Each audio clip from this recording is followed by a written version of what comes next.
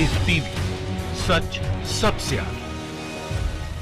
दोस्तों, मैं बात हफीज हूं। एक कहावत है ना कि मुजरिम कितने ही जुर्म कर ले, एक दिन वो जरूर पकड़ा जाता है, उसको जरूर हिरासत में लिया जाता है और फिर कानून अपना काम करता है। ऐसा ही कुछ गोदी मीडिया के साथ हुआ है। गोदी मीडिया पर एक बहुत ही बड़ा प्रहार हुआ, बहुत ही बड़ी कार्रवाई हुई है। आपको जान के हैरत होगी कि रिपब्लिक टीवी के 3 पत्रकार क्या कहूं, एजेंट कहना चाहिए, 3 एजेंट्स को पुलिस ने गिरफ्तार कर लिया है। ये पत्रकार क्या कर रहे थे, ये अपने आप को सीबीआई, ईडी, आईटी, आईबी सबसे ऊपर समझने लगे हैं रिपब्लिक टीवी वाले। इनको लगता है कि इनसे ऊपर कोई कानून भी नहीं है। ये मुख्यमंत्री जो महाराष्ट्र के हैं, उद्धव ठाकरे साहब, उनके फार्म हाउस में रायगढ़ के अंदर घुस रहे थे, चोरी छिपे कूदे थे अंदर, ताकि पता नहीं अपना क्या प्रोपेगेंडा वहां करना चाहते थे। अगर किसी के भी घर में ऐसे दाखिल होंगे चोरों की तरह तो पकड़े जाएंगे। लेकिन यहां तो मुख्यमंत्री का मामला था। मुख्यमंत्री के घर में जैसे ही कूदे, पुलिस ने इनको गिरफ्तार कर लिया है और इनको अब जेल भेजने की तैयारी शुरू हो गई है। ये सबसे बड़ी कार्रवाई है। आज शाम में भी कुछ देर के बाद आप देखेंगे अर्नब गोस्वामी चिल्ला चिल्ला के बोल रहे होंगे, मेरे पत्रकार मुझे वापस दो, मेरे पत्रकार मुझे वापस दो। लेकिन हर चीज की एक इंतहा होती है दोस्तों। क्या यह पत्रकारिता है? लोगों के घरों के अंदर घुसना, लोगों के प्राइवेसी को पूरी की तरह उसका वायलेशन करना, क्या ये आपको सही लगता है? क्या ये पत्रकारिता है? अगर ऐसी पत्रकारिता करेंगे तो ऐसी सजा जरूर मिलेगी इनको। कल को अगर कोई पत्रकार रवीश कुमार साहब जैसा प्रधानमंत्री महोदय के घर में ऐसे कूद जाए तो उसके साथ क्या होगा? तो इसलिए कोई मुझे लेक्चर ना दे कि ये गलत हुआ है या सही हुआ है। ये सीधे सीधे सही हुआ है। कानून ने अपना काम किया है और बड़ी कार्रवाई है रिपब्लिक टीवी और अर्नब गोस्वामी साहब के ऊपर। ये पत्रकारों का भी गुनाह नहीं है दोस्तों। सबसे बड़ी परेशानी है कि इनके ऊपर कैसा प्रेशर डाला जाता है अर्नब साहब की तरफ से, वो जान के आप हैरान हो जाएंगे। एक पत्रकार ने इस्तीफा दिया था कुछ दिन पहले, सोंधी जी ने, और अब एक और पत्रकार, महिला पत्रकार हैं जिन्होंने रिपब्लिक टीवी से इस्तीफा दिया है, शांतश्री सरकार ने।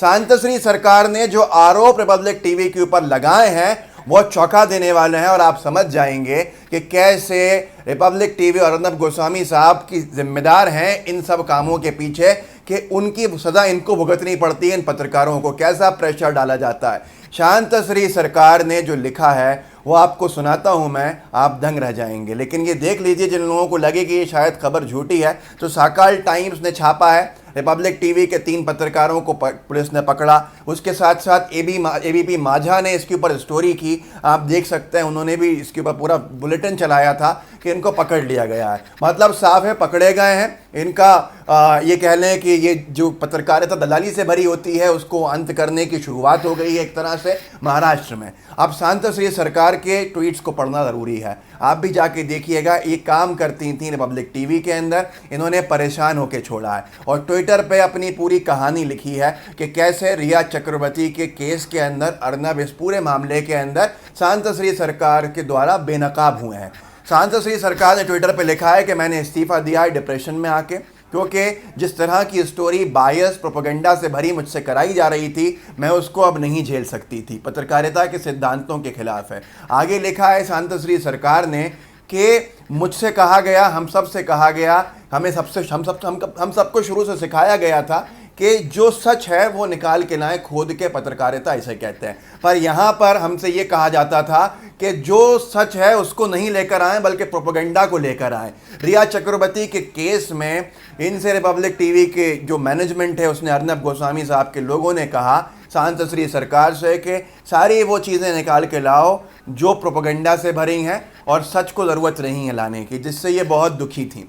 इनको चार्ज दिया गया। आगे लिखती हैं अगले ट्वीट में, आप देख सकते हैं, अंग्रेजी में, मैं हिंदी में आपको समझा रहा हूं। शांतश्री सरकार ने कहा कि मुझसे कहा गया फाइनेंशियल एस्पेक्ट का इन्वेस्टिगेशन करने का, कि जो फाइनेंसिस का पूरा इशू है उसकी जांच की जाए और जो प्रोपेगेंडा निकल के आए उसको बाहर लाया जाए। तो इन्होंने कहा कि मैंने जांच करी अकाउंट्स की रिया चक्रवर्ती के पिता के, उनके अकाउंट्स में ऐसा कुछ नहीं निकला जिसके अंदर ये हो कि इन्होंने सुशांत सिंह राजपूत के पैसे खाए हों। जब ये नहीं निकला तो मेरी स्टोरी को ड्रॉप कर दिया गया कि ये नहीं चलेगा, क्योंकि ये प्रोपेगेंडा नहीं है। आगे और हैरान कर देने वाली बातें खुलासे की हैं, देखिए आप।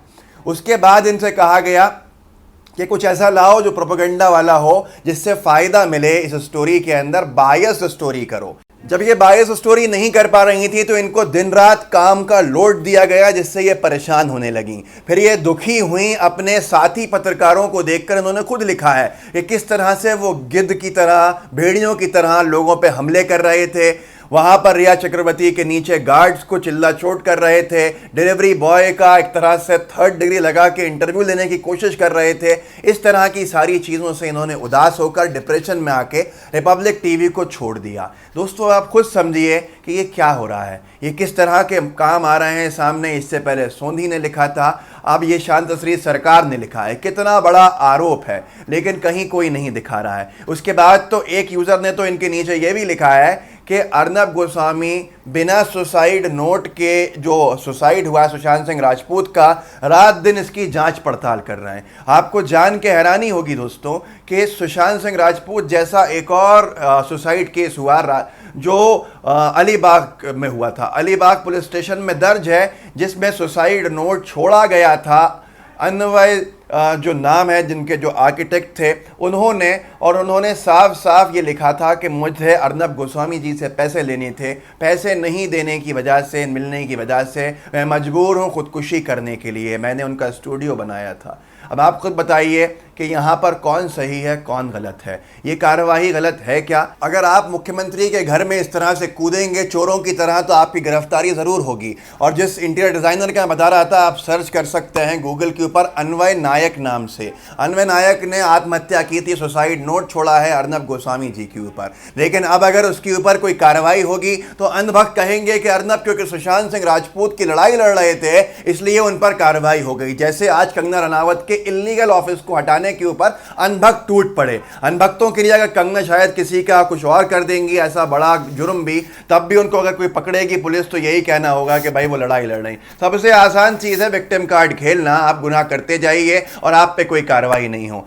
लिहाजा ये एक अंकुश लगाने की शुरुआत हुई है गोदी मीडिया की पत्रकारिता के ऊपर, और आप सब जान गए हैं। अब लोगों को जागरूक कीजिए कैसे रिपब्लिक टीवी के 3 पत्रकारों को गिरफ्तार कर लिया गया है। हमारे नए चैनल LTV को जरूर सब्सक्राइब कीजिएगा, डिस्क्रिप्शन बॉक्स में लिंक है, और लाइव टीवी का बेल आइकन दबा दीजिए। जय हिंद, जय भारत।